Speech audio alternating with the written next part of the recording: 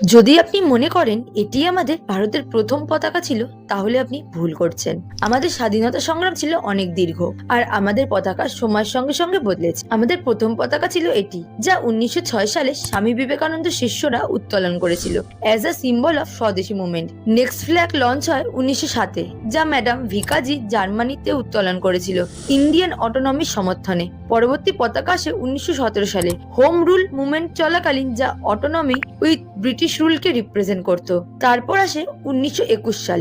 এটি ছিল প্রথম ভারতীয় পতাকা, যা পিঙ্গালি ভেঙ্কাইয়া তৈরি করেছিল এবং মহাত্মা গান্ধীকে দিয়েছিল, কিন্তু কংগ্রেস কমিটি একে জাতীয় পতাকা হিসেবে গ্রহণ করেনি। 1931 সালে এই পতাকার কিছু পরিবর্তন করে একে জাতীয় পতাকা হিসেবে গ্রহণ করা হয়। পরে আসে 1947 সাল। স্বাধীনতার পর একটি কমিটি গঠন হয় এবং তাতে আগের পতাকার চক্র চিহ্ন বদলে অশোক চক্র বসানো হয়, আর সেটিই হয় স্বাধীন ভারতের প্রথম জাতীয় পতাকা।